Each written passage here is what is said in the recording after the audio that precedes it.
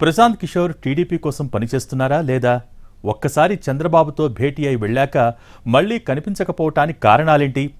రాజకీయ వ్యూహకర్త పార్టీకి అనుబంధంగా ఉన్నట్టా లేనట్టా? తెర వెనక ఏం జరుగుతోంది? టీడీపీ వర్గాలు ఏమంటున్నాయి? ప్రశాంత్ కిషోర్ అలియాస్ పీకే దేశవ్యాప్తంగా ఈ రాజకీయ వ్యూహకర్త పలుకుబడి ఎలా ఉన్నా ఏపీ వరకు మాత్రం పీకే అంటే జగన్, జగన్ అంటే పీకే అన్నట్టుగానే ఉండేది వ్యవహారం.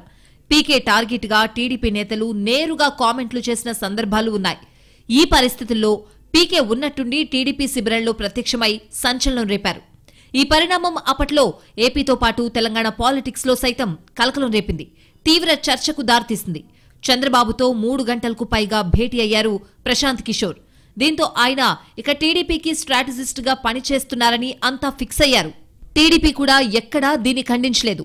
మరోవైపు ప్రశాంత్ కిషోర్ కూడా సీనియర్ పొలిటీషియన్ అయిన చంద్రబాబును కలిశారు. మళ్లీ వస్తానంటూ ఫ్లైట్ ఎక్కేసి వెళ్లిపోయారు. ఆ తర్వాత పార్టీలో ఆయన గురించిన చర్చే లేదు.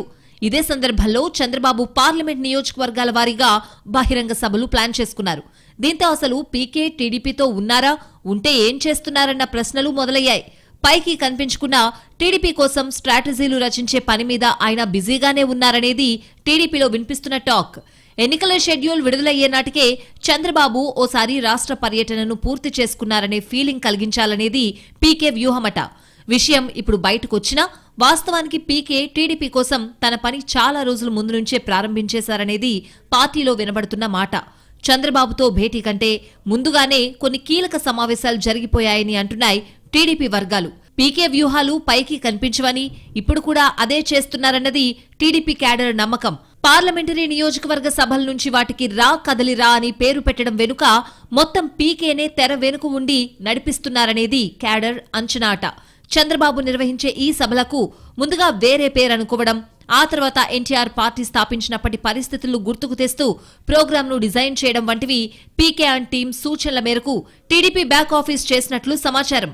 ఇదే కాకుండా నిజం గెలవాలి అనే పేరుతో నారా భువనేశ్వరి జిల్లాల పర్యటనలు చేయడం వంటి ఆలోచనను కూడా ప్రశాంత్ కిషోర్ చెప్పిందేనట.